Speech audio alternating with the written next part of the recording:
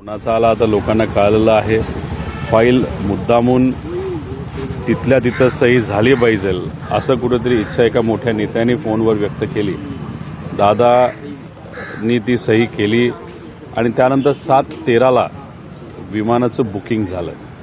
जर दादांचा प्लॅन आधीच विमानाला जायचा असला असता तर दुपारीच विमानाचं बुकिंग झालं असतं, नाहीतर 26 तारखेला संध्याकाळी झालं असतं. त्यामुळे जी काही क्रमवारी आहे ज्याच्यामुळे दादांना उशीर झाला ते फक्त मी बोलून दाखवलं. बाकी मी कोणावरही प्रश्नचिन्ह तिथं केलेलं नाही. आणि माझं एक प्रामाणिक मत आहे की लवकरात लवकर ह्या सगळ्या गोष्टीची एन्क्वायरी 27 तारखेपासून ते 28 तारखेपर्यंत आणि जे काही प्रमुख पायलट होते ते पूर्वी कोणाला भेटले, महिनाभर 2 महिने कुठल्या हॉटेलला भेटले, कुठं कुठं गेले होते, या सगळ्या गोष्टींची सुद्धा माहिती काढणं तितकंच महत्त्वाचं. अजित पवारांचे जवळचे असणारे प्रमोद हिंदूराव यांनी देखील माहिती दिलेली आहे अशाच पद्धती. प्रमोदराव हिंदूरावांचं त्याचा अर्थ एकच आहे की मी कुठेही खोटं बोललेलो नाही. जे खरं आहे ते मी तिथं बोललो. जसं की 27 तारखेला तटकरे साहेब स्वतः म्हणतायत की मी तिथं आलो, उशीरपर्यंत थांबलो.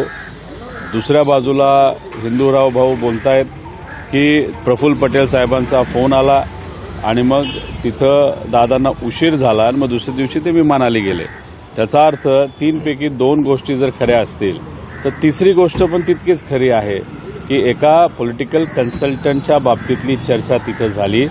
त्या पॉलिटिकल कन्सल्टंटकडे योगायोग असे गेल्या काही महिन्यांमध्ये त्यांनी विमानसुद्धा विकत घेतलेलं आहे. आता त्या व्यक्तीचा शेकडो कोटीचा कॉन्ट्रॅक्ट हा कुठेतरी कॅन्सल करण्यासाठी दादांची भूमिका तिथं होती आणि मग तिथंच कदाचित तो वादविवाद तिथं झाला. तटकरे साहेब तिथं होते आणि त्या वादविवादला या मुद्द्यावर ज्याच्यात दादांची कुठंच इच्छा नव्हती त्याच्यावर वादविवाद झाला म्हणून उशीर झाला आणि उशीर झाल्यामुळे दादा गाडीला जाऊ शकले नाही आणि दुर्दैवी घटना ती 28 तारखेला सकाळची. त्यांना फक्त सर्वे पुरते ठेवा असं दादांचं म्हणणं होतं, कारण त्यांचा काय आपल्याला उपयोग नाही आणि मी काय राजकीय सल्ले घेऊन पक्ष चालवणार नाही अशी दादांची भूमिका होती. त्यामध्ये दादांचा आवाज देखील मोठा येत होता असं माहिती समोर येत आहे. नाही, माहिती जी समोर येते ती खरी माहिती आहे, कारण मला सुद्धा त्या सोर्सच्या माध्यमातून हे कळालेलं आहे. आणि काही दिवसांपूर्वी बारामती हॉस्टेल पुण्यामध्ये सुद्धा जेव्हा आम्ही दादांबरोबर 10:30-11 पर्यंत बसलो होतो तेव्हा सुद्धा नरेश अरोराचे कन्सल्टंटचे लोक तिथं आली होती आणि दादा त्यांना सुद्धा दादांच्या स्टाईलमध्ये झापतच होते. आणि 27 तारखेला सुद्धा नरेश अरोराच्या वतीने नरेश अरोराला कॉन्ट्रॅक्ट तसाच ठेवला गेला पाहिजे.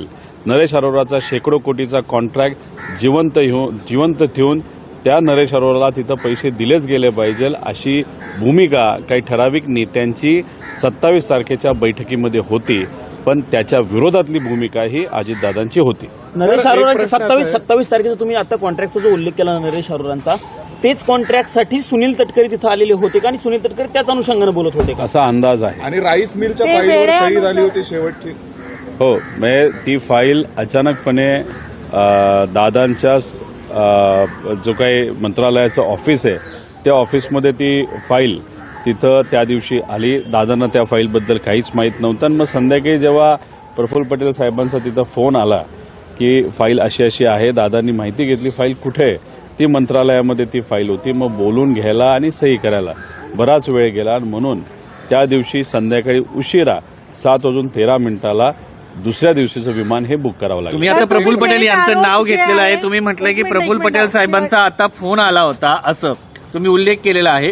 पण काय एवढं म्हणजे भंडारा गोंदिया भागामध्ये राईस मिल म्हणजे एवढं काय त्याच्यामध्ये महत्वाचं होतं? थोड्या वेळापूर्वी तुम्हीच म्हणाला होता की प्रमोद हिंदूराव जे दादांच्या फार जवळचे कार्यकर्ते आणि पदाधिकारी आहेत त्यांनी स्वतःहून सांगितलं की प्रफुल्ल पटेलांचा फोन तिथं आला, त्यांची कुठली तरी एक फाईल तिथं होती, फाईल आणण्यात आणि सही करण्यात वेळ गेला म्हणून दादा जे गाडीली जाणार होते असे प्रमोदरावच त्या ठिकाणी बोलत आहेत, त्यांना गाडीली न जाता त्यांना विमानाला जावं लागलं. त्यामुळे त्यांची लोकसुद्धा आता बोलायला लागलेली आहेत. म्हणजे दादांच्या बाजूने कुणीतरी आज बोलतंय हे बघून खूप मनापासून तिथं आनंद झाला. कारण गेल्या 4 महिन्यामध्ये दादा एकटे पडल्यासारखे आम्हाला सगळ्यांना वाटत होते. काही ठराविक आमदार आणि काही पदाधिकारी हे मात्र दादांच्या बाजूने बोलताना आपण बघत होतो.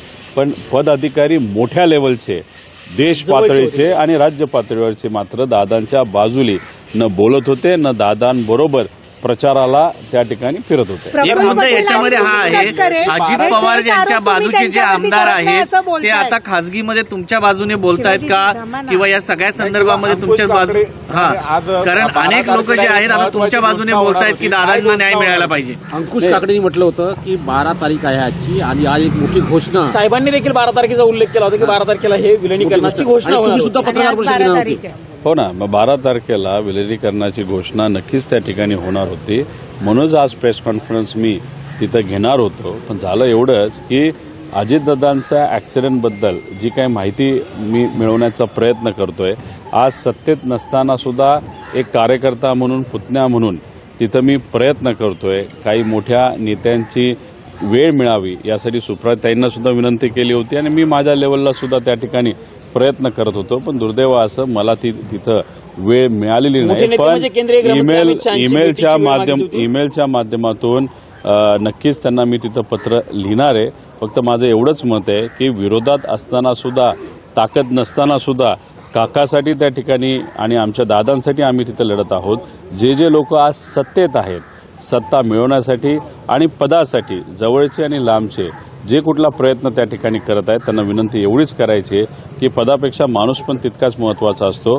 त्यामुळे दादांचा जो ॲक्सिडेंट झाला त्याच्यामध्ये ज्या पद्धतीने इन्व्हेस्टिगेशन व्हायला पाहिजे, जी दुर्दैवाने आज त्या ठिकाणी होत नाही, ती योग्य पद्धतीने व्हावी यासाठी पहिला पाठपुरावा जर कुठला झाला पाहिजे तर तो या ॲक्सिडेंटबद्दल झाला पाहिजे. बाकीची कामं उद्या जाऊन आपण कधी करू शकतो असं मला वाटतं. अमित शहाच्या कार्यालयाकडनं काय सांगितलं गेलं? अमित शहाच्या कार्यालयाकडनं काय सांगितलं सर, प्रफुल्ल पटेल आणि सुनील तटकरे हे बोलतायत की तुम्ही तुम्हाला थेट काय आरोप वाटतं का? त्यांच्यावरती करत नाही, तुम्ही त्यांचं नाव घेत नाही, तुम्ही थेट आरोप त्यांच्यावरती का नाही करत आहे आणि म्हणून ते उत्तर देणार नाही. ते तेव्हाच उत्तर देतील जेव्हा तुम्ही त्यांचं नाव घ्या. एक समजून घ्या की मी विरोधातला आमदार आहे, मी कुठेही त्या ठिकाणी सत्तेत नाही.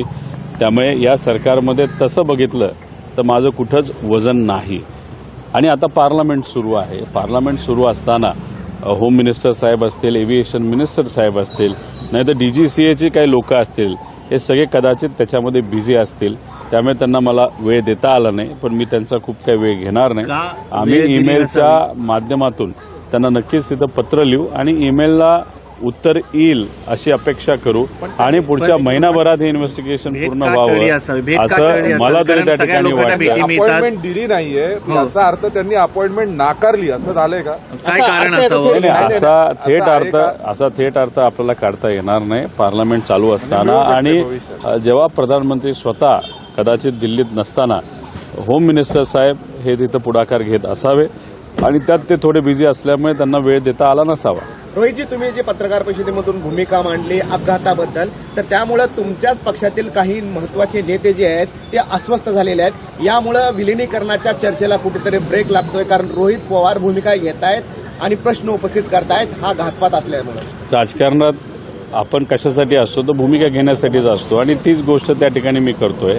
पण तुम्ही जे म्हणत आहात ते ऐकू माहिती आहे. मला वाटत नाही की आमच्या पक्षातून कुणी नाराज तिथं असावं. विलिनीकरणाच्या अनुषंगानं आता प्रश्न उपस्थित झालेला आहे. म्हणून हा प्रश्न विचारतो मी तुम्हाला की विलिनीकरण कुठल्या पक्षाचं कुठल्या पक्षात होणार होतं? तुम्ही एनडीए सोबत जाणार, तुम्ही एनडीए सोबत जाणार होते का? अशा पद्धतीचा थेट सवाल सुनील तटकरे उपस्थित करतात. प्रफुल्ल पटेलांची तीच भूमिका विलिनीकरणाबाबत आणि सुनील तटकरेंची त्याच्यानंतरच पुढच्या गोष्टी होतील असं त्यांचं मत. तुम्ही एनडीए सोबत आणि भाजप सोबत जाणार होते का? एनडीए सोबत जाणार. मी जी 12 तारखेला प्रेस कॉन्फरन्स म्हणजे आजच्या दिवशी घेणार होतो ती फार सखोल आणि डिटेलमध्ये आहे आणि पुराव्यासकट आहे. आता ती जी प्रेस कॉन्फरन्स आहे ती सोमवार नाही तर मंगळवारी मुंबईमध्ये मी घेणार आहे. त्यावेळेस हा जो प्रश्न त्यांचा आणि तुमचा आहे त्याला योग्य असं उत्तर तिथं म्हणजे एनडीए सोबत जाणार होते का नाही त्या प्रश्नाचं उत्तर तुमच्या प्रेस कॉन्फरन्समध्ये मिळणार आहे. 100%. दादांच्या बाबतीमध्ये ज्या पद्धतीने विलिनीकरणाचा प्रश्न आहे, तुम्ही दादांना न्याय मिळावा यासाठी समजा काही आमदार नाराज झाले, तिकडचे इकडचे जवळचे लांबचे हे सगळे विसरून विलिनीकरण याच्या दादांच्या या सगळ्या घातपाताच्या जी शंका उपस्थित केलेली त्याच्यावरती कायम राहणार. बघा, सत्य जर जायचं झालं असतं तर आधीच आम्ही कधीतरी गेलो असतो. आम्ही विचारासाठी आणि जे मनाला योग्य वाटतं, लोकांना योग्य वाटतं त्यासाठी आम्ही संघर्ष करत आलेलो आहे. आता काकांचा तिथं ॲक्सिडेंट झाला. आज काका आणि दादा आमच्यामध्ये नाहीत आणि मग सगळ्या गोष्टी विसराव्यात. गेल्या 40 वर्षाचा जो काय आमचा सहवास होता जे काही त्यांच्याकडनं मला तिथं मार्गदर्शन मिळालं, ह्या सगळ्या गोष्टी विसरून आता सत्तेत जायचं, विलिनीकरण घ्यायचं, मग त्याला बैठका घ्यायचं, हे मला कुठेही त्या ठिकाणी योग्य वाटत नाही आणि कुठल्याही मराठी माणसाला हे योग्य वाटणार नाही. त्यामुळे मी पहिली भूमिका जर घेत असेल कुठली, तर ती आहे दादांचा ॲक्सिडेंट झाला कसा हे लोकांसमोर ते आलं पाहिजे. राजकारण करण्यासाठी अजून बरेच वर्ष विलिनीकरणाला पूर्णविराम दिलाय असं म्हणायचंय का तुमच्याकडून? हो, थांब वाट बघा. सोमवार मंगळवारी जेव्हा प्रेस कॉन्फरन्स होईल त्यातून जे काय आहे, जे घडलं, जी चर्चा झाली, कधी झाली, कुठल्या तारखेला झाली, कसं झालं, काय झालं, कोण काय बोललं, ह्या सगळ्या गोष्टींवर मी सोमवार नाही तर मंगळवारी बोलेन. अजित पवार गटाचे अजित पवार यांच्या बाजूने जे लोक आहेत ते देखील म्हणतायत की या सगळ्या प्रकरणावर त्यांच्या बाजूच्या पक्षाने देखील बोलणं गरजेचं आहे. त्या बाजूचे लोक बोलत नाहीत, तुम्ही इकडच्या बाजूचे बोलतायत, काय कारण वाटतं? मोदी साहेबांना आणि अमित शाह साहेबांना काकी काल भेटल्या या टीव्हीच्या माध्यमातून मला तिथं कळालं. त्यांच्याबरोबर पार्थी होता, जयही होता, त्याच्याचबरोबर इतरही दोन मोठे नेते त्यांच्याबरोबर होते. मी आशा करतो आणि अपेक्षा करतो की राजकारण बाजूला ठेवून काकींनी आणि सगळ्यांनीच तिथं एकच मुद्दा मांडला असावा की जो कुठला ॲक्सिडेंट झालेला आहे दादांचा, तो ॲक्सिडेंट आहे का घातपात आहे, त्याचे योग्य अशी इन्व्हेस्टिगेशन तिथं व्हावी. हाच एक मुद्दा आज महत्त्वाचा आहे आणि तोच मुद्दा त्यांनी मांडला असावा अशी आमच्या सगळ्यांची अपेक्षा आहे. बोलणं झालं का पार्थदादांसोबत त्या अनुषंगाने काय किंवा जयदादांसोबत काय बोलणं झालं का? 13 दिवस जेव्हा आम्ही दुःखात होतो, बारामतीमध्ये होतो, रोज आमची चर्चा त्या ठिकाणी व्हायची. आता 13 दिवस म्हणजे दुःखाचा टाईम हा आयुष्यभर राहत असला तरी तसं बघितलं तर 13 दिवसात घराच्या बाहेर आपल्याला जाता येत नसतं. आता जाऊ शकतो आणि राजकीय आम्ही बोलू शकतो. त्यामुळे 13 दिवस झाल्यानंतर आत्तापर्यंत पार्थ बरोबर नाहीतर त्या परिवाराबरोबर माझी कुठलीही चर्चा झालेली नाही. सर, त्या दिवशी जो डिले झाला तुमचा आरोप आहे का प्रफुल्ल पटेल आणि सुनील तटकरेवरती नाव घेऊन? कारण की ते सांगतात की आमचं नावच आलं नाहीये. जर त्यांचं इन्व्हॉल्वमेंट आणि त्यांच्यामुळे डिले झालाय, मी आरोप कोणावरच केलेला नाही. कारण माझं असं मत आहे की आरोप करण्यासाठी प्रॉपर इन्व्हेस्टिगेशन होणं महत्वाचं आहे. इन्व्हेस्टिगेशन हे प्रॉपरली त्या ठिकाणी होत नाही आहे असं माझं तिथं म्हणणं आहे. पूर्व विदर्भातला जो नेता आहे, आता मी कुठं, प्रमोद हिंदूरावनी स्वतः सांगितलेलं की ते प्रफुल्ल पटेल होते. त्यामुळे माझं त्यांचं नाव मी घेण्याचं आता वेळ राहिलाच नाही, कारण त्यांचीच लोक त्यांचं नाव त्या ठिकाणी तिथं घ्यायला लागले. आणि मी कुठेही बोलत नाही की हे ह्यांनी केलंय, ते त्यांनी केलंय, असं झालंय, तसं झालंय. माझं एवढंच म्हणणं आहे हे कसं झालंय याच्यासाठी प्रॉपर इन्व्हेस्टिगेशन होणं महत्त्वाचं आहे. आणि त्यासाठी तो दिवस, तो क्षण न बघता गेले काही दिवस, काही महिने पार त्या मेन पायलटपासून त्या कंपनीपर्यंत, DGCA पासून फार जवळच्या काही लोकांपर्यंत ह्या सगळ्या गोष्टींची थोडीशी इन्व्हेस्टिगेशन प्रॉपरली झाली पाहिजे, डिटेलमध्ये झाली पाहिजे. आणि प्रेस कॉन्फरन्स घेण्याचं कारण एवढंच आहे की उद्या जाऊन आम्हाला हे पण बघायचं आहे की इन्व्हेस्टिगेशन कुठल्या दिशेला जात आहे. कारण इन्व्हेस्टिगेशनमध्ये उद्या जाऊन अरे ब्लॅक बॉक्समध्ये काहीच आम्हाला मिळालं नाही, तो बिघडला होता, नाही तर व्हॉइस रेकॉर्डिंग बंद पडलं होतं, हे झालं होतं, ते झालं, असे फालतू कारणं आम्ही तर आणि लोक सुद्धा त्या ठिकाणी महाराष्ट्राची ऐकणार नाहीत. अजित पवार गटाचे जे लोक आहेत, जे अजित पवारांना खूप जवळचे मानतात, ते लोक ही मागणी का करत नाहीये? ज्या पद्धतीने प्रफुल्ल पटेल जवळचे, सुनील तटकरे जवळचे, तुम्ही ज्या शंका उपस्थित करताय सातत्याने या सगळ्या संदर्भामध्ये, ते जवळचे लोक जे सत्तेमध्ये आहेत ते काय या सगळ्या संदर्भामध्ये ज्या पद्धतीने तुम्ही हिरारीने भाग घेऊन सांगतायत, मांडतायत पोटतिडकीने, ते म्हणाले नाही. तर बघा, एक विषय समजून घ्या की मी फार भावनिक माणूस आहे आणि मला जे वाटतं त्या ठिकाणी मी बोलतो आणि त्या पद्धतीने मी वागतो आणि जे करायचं ते त्या ठिकाणी करून दाखवतो. ते फार अनुभवी लोक आहेत. राजकारणामध्ये एवढे वर्ष राहिल्यानंतर कदाचित राजकारण आणि राजकीय घडामोडीवर त्यांचं पहिलं तिथं लक्ष जात असावं. आणि आज जर बघितलं तर राजकारणाला त्यांच्याकडनं बऱ्यापैकी लक्ष जास्त प्रमाणात दिलं जातं आणि राजकारणात ते थोडे बिझी असल्यामुळे पार्टीच्या हितासाठीच असावं. त्यामुळे कदाचित त्यांचं या प्रमुख म्हणजे अजितदादांचा ॲक्सिडेंट झाला का केला गेला या विषयाकडे कदाचित त्यांचं लक्ष जात नसावं. त्यांचं जात नाही, ते लक्ष देत नाही. दादांचा हा घात झाला का अपघात झाला याच्यावर त्यांचं लक्ष नसलं तरी आम्ही जे दादांचे कार्यकर्ते म्हणा नाही तर नातलग म्हणा, आम्ही तर प्रयत्न करतो आणि लढतोय. पण त्यांचं म्हणणं असं की जेव्हा दादांचा मृत्यू झाला त्याच वेळेस विलिनीकरणाची चर्चा का सुरू केली? DGCAचा तपास हा टेक्निकल अँगलनी होणारा तपास असतो, तर यात क्रिमिनल इन्व्हेस्टिगेशनची आवश्यकता आहे का? ते 100% क्रिमिनल इन्व्हेस्टिगेशनची आवश्यकता आहे. पण ते कॉम्बिनेशन असणं तितकंच महत्त्वाचं आहे. एकतर इंडियन एजन्सी असणं महत्त्वाचं आहे. स्टेटकडनं CID मुख्यमंत्री साहेबांनी ती एजन्सी पुढं केलेली चांगली गोष्ट आहे. त्याच्याचबरोबर इंटरनॅशनल एजन्सीसुद्धा त्याच्यामध्ये आणण्याची जरूरत आहे. आणि या सगळ्या गोष्टीचं कॉम्बिनेशन करून एक पारदर्शक पद्धतीचं इन्व्हेस्टिगेशन झालं तरच खऱ्या गोष्टी त्या ठिकाणी मिळणार आहेत. डिले करते संपूर्ण प्रकरणामध्ये असं वाटतं तुम्हाला? DGCA डिले करताय का? पाहिजे का? कारण अनेक वेळा असं होतं DGCA कडनं उत्तर येतं पण त्यासाठी किंवा खूप काळ जातो. 2023चा जो मुंबईचा VSR कंपनीचा ऍक्सिडेंट या सिमिलर टाईपच्या विमानाचा जो झालेला आहे त्याचं 2 वर्ष झालं, अजूनपर्यंत इन्व्हेस्टिगेशनचा रिपोर्ट दुर्दैवाने त्या ठिकाणी आलेला नाही. VSRचा उल्लेख झाला म्हणून अतुल लोंढेंचं म्हणणं असं की VSR कंपनी ही ब्लॅक बॉक्स बंद ठेवते. जर ब्लॅक बॉक्स बंद ठेवलं तर कुठली इन्फॉर्मेशन बाहेर येणार आहे? तसं बघितलं तर ब्लॅक बॉक्स बंद ठेवता येत नाही. आणि जर अतुलजी लोंढे जसं म्हणतात तसंच जर ब्लॅक बॉक्स बंद केला असेल नाही तर मुद्दामून आज सांगण्यात येत आहे की ब्लॅक बॉक्स हा बंद होता, म्हणजे खऱ्या गोष्टी बाहेर येऊ नये म्हणून कुठेतरी आत्तापासूनच एक कारण लोकांमध्ये पेरलं जातं असं आपल्याला त्या ठिकाणी म्हणावं लागेल. आणि ब्लॅक बॉक्स बंद करता येत नाही. आणि जर असं एखादं कारण दिलं की ब्लॅक बॉक्स बंद असल्यामुळे आम्हाला इन्व्हेस्टिगेशन करता येत नाही तर मी जे म्हणतोय त्याला शिक्कामोर्तब होईल की दादांचा ॲक्सिडेंट नव्हता, दादांचा घात होता, हे तिथं कुठेतरी क्लिअर होईल असं मला वाटतं. ज्या पद्धतीने काल DGCची टीम घटनास्थळी पोहोचली, तुम्ही मुंबईत पत्रकार परिषद घेतली, दिल्लीत पत्रकार परिषद घेतली, काय वाटतं की त्यांना आता दबाव आला त्यांच्यावरती DGC पत्रकार परिषदेमुळे पुढे ह्या सगळ्या गोष्टी सुरू झाल्या असं म्हणायचं? सर्व पत्रकारांचे अभिनंदन करतो, सर्व चॅनलचे अभिनंदन करतो की जो काही प्रेस कॉन्फरन्स मी घेतली, प्रेझेंटेशन केलं, तुम्ही योग्य पद्धतीने ते दाखवलं आणि त्याच्यामुळे कुठं ना कुठेतरी एका प्रकारचं प्रेशर हे DGCवर आलं. काल प्रायव्हेट विमानाने आणि प्रायव्हेट हेलिकॉप्टरली हे सर्व अधिकारी तिथं गेले आणि त्यांनी तिथं इन्व्हेस्टिगेशन हे सुरू केलेलं आहे. पण हे 1-2 दिवस न राहता पुढचे काही दिवस राहावेत आणि एका महिन्यात पूर्णपणे सायंटिफिक कन्क्लुजन ते सुद्धा इंटरनॅशनल एजन्सीचा उपयोग करून हे व्हावं असं वाटतं. DGCA कडनं आता प्रायव्हेट विमानांचं सेफ्टी ऑडिट केलं जाणार आहे. उशिरा सुचलेलं शहाणपणे असं म्हणायचंय. 14 कंपन्यांची नावं वगैरे त्यात दिसतात. दुर्दैवी गोष्ट आहे कारण 2023चा जो VSRचा मुंबईचा अपघात झाला त्याचं प्रॉपर इन्व्हेस्टिगेशन झालं असतं तर आज अजितदादा आपल्याबरोबर असले असते. त्यावेळेस त्यांनी दुर्लक्ष केलं. ते का केलं हे आता आपल्याला शोधावं लागणार आहे. कारण जो सिंग नावाचा मालक आहे VSRचा तो फार पोचलेला माणूस आहे.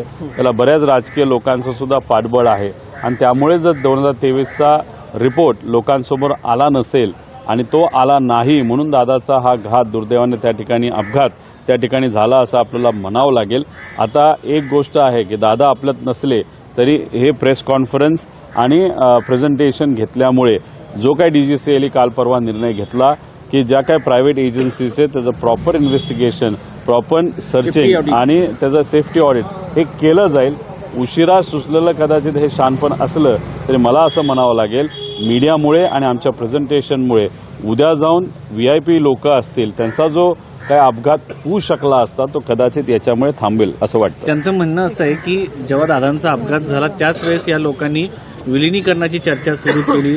काही वेळ जाऊ द्यायला हवा होता. त्यांनी तात्काळ या सगळ्या संदर्भात बोलायला सुरुवात केली होती. मग त्यांना एवढंच म्हणणं आहे की मग कुणी सुरुवात केली चर्चा त्याचं नाव पब्लिकली त्या ठिकाणी घ्या. मग कधी झालं, कसं झालं हे लोकांसमोर तिथं येऊ द्या. त्यामुळे नुसतं मोघम बोलून एक कुठेतरी तुम्ही विषयाला बगल देताय असं आपल्याला त्या ठिकाणी म्हणावं लागेल.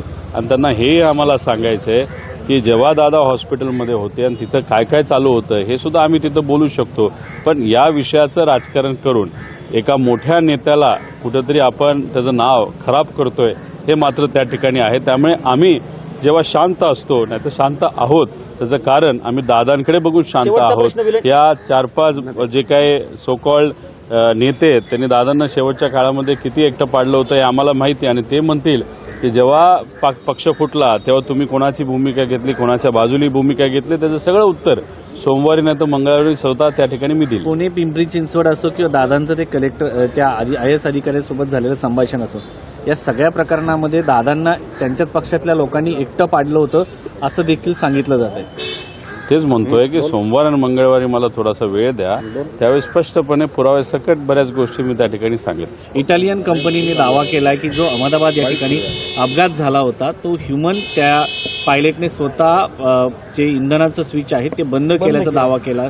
असल्याचं समोर आलं. त्याचे रिपोर्ट्स तसे समोर तसे आले. आहेत. तसं असेल तर मग या VSRच्या अपघातामध्ये सुद्धा लक्ष देण्याची जरूरत आहे.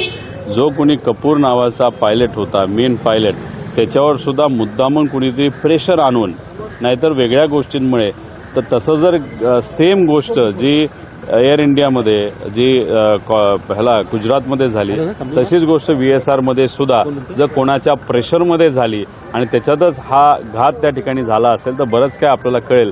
तर म्हणून म्हणतो बाहेरच्या एजन्सीला घेणं पण तितकंच महत्त्वाचं आहे. जसं इटालियन एजन्सीने हे कन्क्लूड केलं तसंच दादांच्या बाबतीत सुद्धा बाहेरची एजन्सी घेणं याच्यासाठी महत्त्वाचं आहे. सुनील तटकरे यांनी असं म्हटलं काल, त्यांना जेव्हा विलिनीकरणाबद्दल प्रश्न उपस्थित केला त्यांनी थेट बोलण्यास नकार दिला. ते म्हटले अगोदर त्यांच्याकडनं बोलू द्या, मग मी सांगतो की मी कुठे गेलो होतो, काय गेलो होतो, त्यांच्या ऑडिओ व्हिडिओ सगळं समोर येऊ द्या, नंतर मी बोलतो. त्यांनी थेट बोलण्यास नकार दिला. ठीक आहे, मग त्यांना म्हणावं की सोमवार मंगळवारपर्यंत थांबा आणि त्यानंतर एक तारीख आजच जाहीर करा. समजा मी सोमवारची तारीख आज जाहीर करतो, त्यांनी जाहीर करावी 2 दिवसानंतरची, नाही 3 दिवसानंतर. बघू ते काय करतात. Thank you so much. तर खळबळजनक अशा स्वरूपाचे दावे केलेले आहेत. विलिनीकरणाची घोषणा आजच होणार होती, रोहित पवारांनी स्पष्ट केलंय. मात्र मी सोमवार किंवा मंगळवारी बोलेन. मात्र विमानातला ब्लॅक बॉक्स हा बंद करता येत नाही, तसं जर कोणी म्हटलं असेल तर अर्थातच त्याची चौकशी व्हायला हवी, नीट चौकशी व्हायला हवी. मुख्य पायलट 1 महिना आधी कोणाकोणाला भेटला, कुठे कुठे हॉटेलवरती गेलेला होता, त्याचीही चौकशी व्हायला हवी. पायलटवरती प्रेशर आणलं गेलं होतं का आणि त्यातूनच हा घात झाला का हे देखील पाहणं गरजेचं आहे. आणि म्हणूनच बाहेरची कंपनी आणून चौकशी व्हावी अशी आमची मागणी असल्याचं त्यांनी म्हटलेलं आहे. तर या संपूर्ण प्रकरणामध्ये आपण बघतोय पुन्हा एकदा रोहित पवार यांनी मोठे दावे केलेले आहेत. आणि रोहित पवार यांनी मोदी आणि अमित शहांच्या भेटीला गेलेल्या असताना काकीने अपघाताची चौकशी व्हावी अशी मागणी केलेली असेल असंही म्हटलेलं आहे.